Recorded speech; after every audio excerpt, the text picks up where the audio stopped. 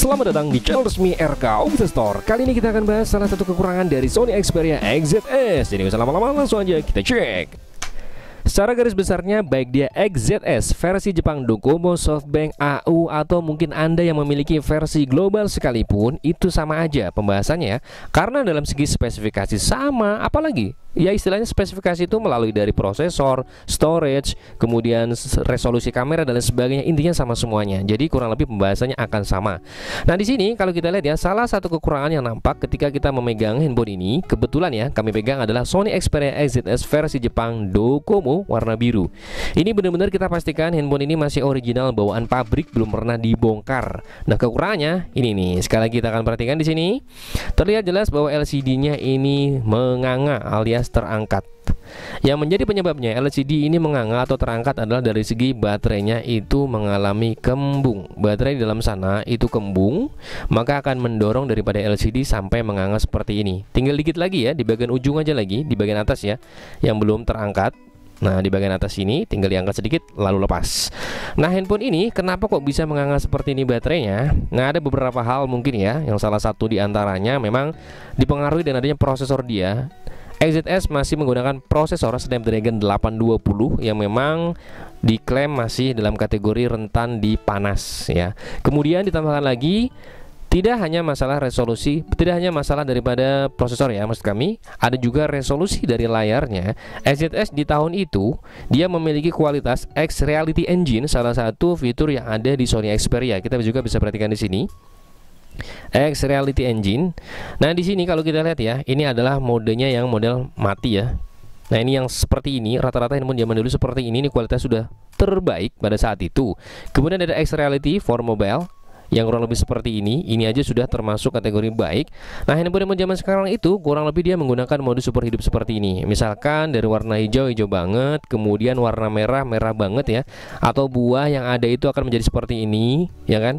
Jadi benar-benar warnanya itu lebih tajam kalau HP-HP zaman sekarang. Nah, di Sony Xperia zaman dulu sudah menggunakan istilahnya fitur seperti itu. Makanya ini juga salah satu menghasilkan kualitas yang istilahnya butuh kerja effort daripada si prosesor, maka menjadikannya dia panas juga. Dan layarnya juga sangat nyaman, sangat enak di mata kita. Kalau diibaratkan di brand lain itu ada juga yang namanya AMOLED maupun Super AMOLED. Di Sony Xperia menggunakan X Reality Engine, itu yang kami rasa paling enak di mata kita juga. Ditambah lagi nih dari kamera, sudah pasti bukan masalah resolusi. Kalau resolusi kamera Sony Xperia pasti kalah dengan handphone zaman sekarang. Resolusinya yang wow banget, 100 megapiksel dan sebagainya. Resolusinya hanya di kecil banget, hanya 19 megapiksel nih untuk resolusi belakang ya. Single kamera lagi ya. Ya, ada beberapa sensor depth dan lain sebagainya. Hanya sensor-sensor aja. RGB ya, maksud kami adalah sensor RGB, bukan depth. Kalau zaman sekarang kan ada depth, ada makro dan sebagainya. Hanya single doang nih, pasti akan kalah lah dengan yang bertiga. Nah, kemudian tapi bukan masalah resolusi 19 megapikselnya, tapi kualitas yang dihasilkan. Kita akan coba ya, jepret aja lah. Ini kita tidak menggunakan setting-setting apapun, dan handphone ini baru aja kita hard reset. Nah, kita coba jepret aja ya. Sudah pasti kalau untuk yang istilahnya makronya pasti kalah. HP zaman sekarang makronya lebih jos. Kemudian apalagi ya, dari tajamnya sudah pasti kalah. HP zaman sekarang manipulatif kalau menurut kami, lebih tajam di handphonenya. Tapi kalau dalam segi realnya, ini tidak bisa dikalahkan. Ini real banget, warna asli dengan yang ada jepretan di handphone ini sama kalau menurut kami. Dia kategorinya real ya, enak juga dipandang seperti itu.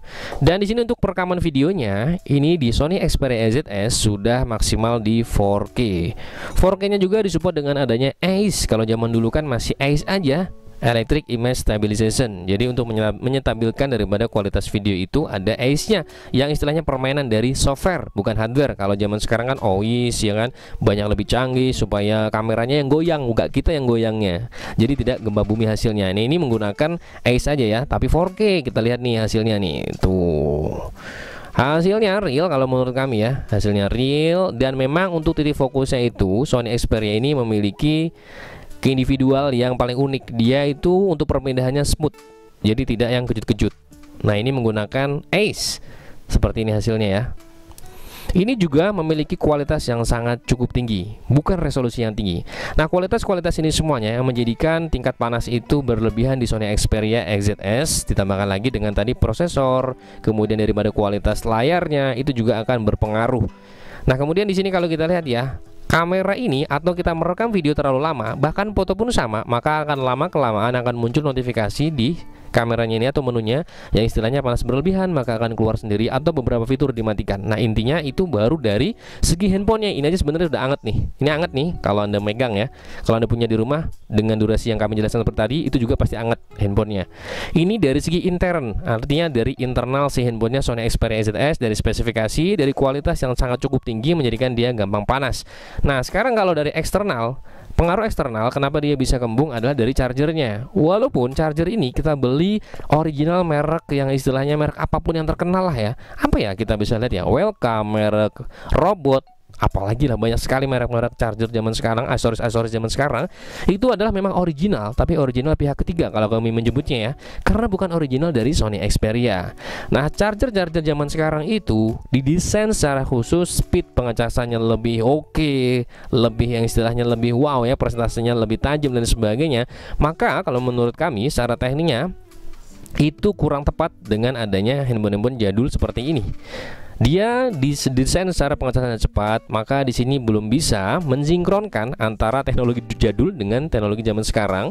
Ya alhasil ketika dicas terus, apalagi pada saat dicas sambil dimainkan, ini juga paling berpotensi terhadap panas yang berlebihan. Di situ ada arus yang berjalan terus menerus, speed apalagi ya, charger yang sekarang tuh speednya kurang lebih jos banget lah, pokoknya pengecasannya lebih cepat, maka terjadi panas, kemudian baterainya akan kembung seperti ini ya. Sekali lagi ya, walaupun dia pihak ketiga itu original merek apapun, maka menurut kami juga itu kurang tepat.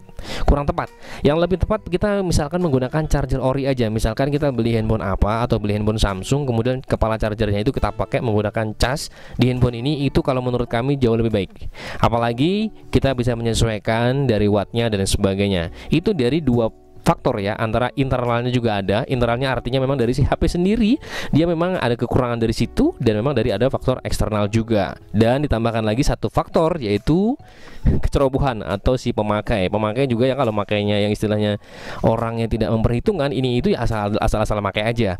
Nah, di samping itu semuanya kita mengesampingkan daripada kekurangan dari Sony Xperia ZS, salah satunya tadi yaitu baterai yang kembung lalu akan mengangkat seperti ini LCD-nya. Banyak sebenarnya fitur-fitur yang ditawarkan daripada Sony Xperia ZS. Cuma di tahun ini 2024, ketika Anda mau meminang Sony Xperia ZS, menurut kami hanya yang perlu diperhitungkan salah satu aja. Kalau menurut kami, yaitu dari segi IMEI diblokir atau tidaknya. Kalau dalam segi istilahnya panas berlebihan dan sebagainya, Anda bisa mensiasati. Memang lebih tepatnya ini adalah handphone kedua. Ketika Anda sudah memiliki handphone, Anda punya handphone ini lagi, itu bagus.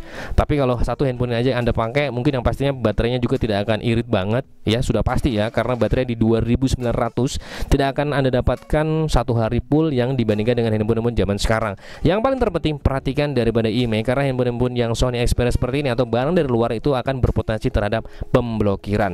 Nah, mungkin cukup aja yang bisa kita bahas salah satu kekurangan dari Sony Xperia ZS. Bagi Anda yang memiliki pendapat atau komentar, silahkan boleh klik aja di deskripsi, klik aja di bawah maksud kami, silahkan boleh komentar, karena kita di sini sama-sama belajar. Jangan lupa untuk subscribe channel kami agar channel kami bisa selalu berguna bagi nusa dan bangsa. Sampai ketemu waktu, salam RK Official Store.